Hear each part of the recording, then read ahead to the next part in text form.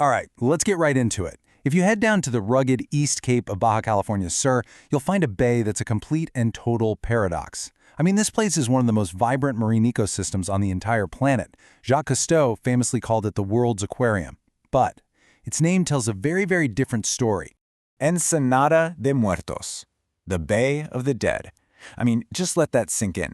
It's a name that feels so wrong when you see the leaping mobula rays and the majestic orcas that call this incredible place home. So that's the big question, right? How on earth did a place so bursting with life end up with such a dark, morbid name? Well, the answer isn't just one simple story. It's more like peeling back layers of history, uncovering a series of ghosts, some ancient, and some surprisingly modern. So let's start with the most recent ghosts. You know, the ones you can actually still see today, just bleaching under that intense desert sun. These are the ghosts of ambition and of spectacular failed developments. This really nails the conflict, doesn't it? In just the last couple of decades, developers tried to slap a fancy new name on this rugged coast. Bahía de los Sueños, the Bay of Dreams.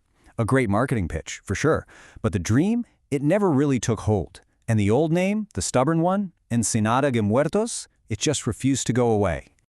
The whole area is just littered with these dead dreams. You've got these ghost resorts with power and water that barely work. You've got half-finished projects like Paraíso Las Arenas literally being swallowed up by the desert scrub. All these grand plans and architectural drawings just abandoned, reclaimed by the harsh, unforgiving Baja landscape. It's a modern-day graveyard of speculation, swindlers, and a whole lot of broken promises. But all those modern failures, that's really just the top layer. Let's peel back another one and get to the most popular explanation for the bay's name. It's the one that sounds like it's straight out of a movie. So the legend goes like this. Back in the early 1900s, the third global plague pandemic was raging. A steamship shows up at the port of La Paz, but it's full of sick passengers. Because of the super strict maritime quarantine laws back then, they were denied entry. So the ship was forced to divert here, to this isolated bay to wait for a doctor. But the doctor never showed up. The passengers were just left to their fate.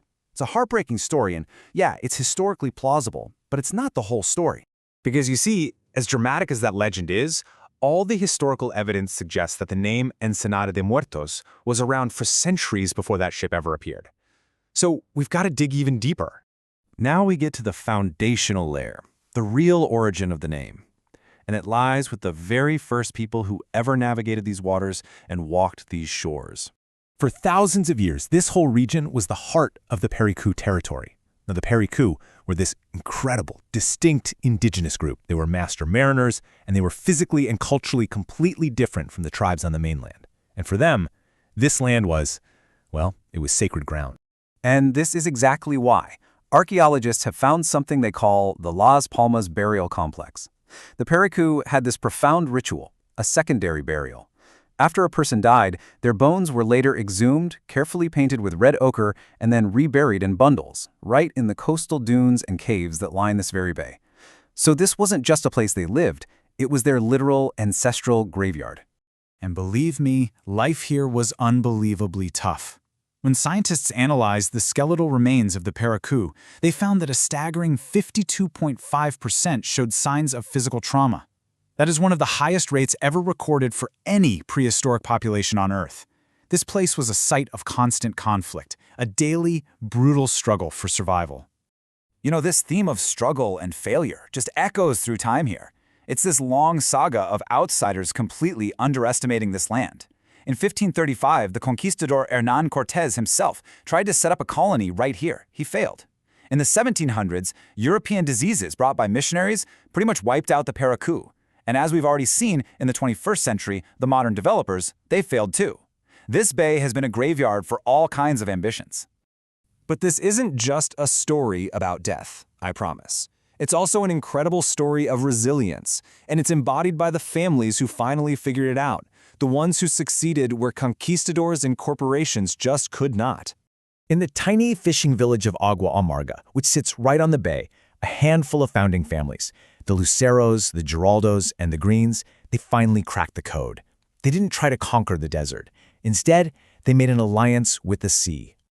Just look at this incredible evolution. For generations, they perfected their skills as fishermen. Then they made a really critical pivot away from just extracting resources, like commercial shark fishing, and towards sustainable catch-and-release sport fishing. And then they took the ultimate leap, pioneering a world-class ecotourism model focused on the bay's most magnificent residents, the orcas. And that transformation from extraction to stewardship, it didn't just save their community, it actually helped revitalize the entire ecosystem, creating a living legacy of conservation that's now a model for the world. And the proof is right there in the numbers. The local population of eastern tropical Pacific orcas, it's grown by 15% in just 5 years. The main pod is healthy, it's growing, and new calves are being seen every single season. That's what happens when you have a healthy food chain and a protected environment. What's really cool is that their grassroots wisdom has now become official government policy. It's known as the Agua Amarga method, and in 2025, these community-driven rules became law. It formalizes their whole philosophy of slow, managed growth. It's this perfect blend of local knowledge and federal protection, making sure that resources are planned out and, most importantly, respected. And the result of all this is something truly profound. It's a trust that's been earned over decades. Orca mothers are now actually teaching their calves that the fishing boats, the pangas, from this village are safe. This incredible intergenerational learning has created what scientists are calling a fearless generation of whales, who approach the boats with curiosity, not with fear.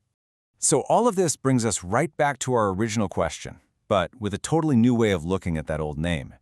What if the Bay of the Dead isn't about ancient bones or ghost ships or failed resorts? What if, today, it represents something new? A place where the old, destructive ideas of conquest and greed have finally died, so that a new story of respect, resilience, and life could finally be born.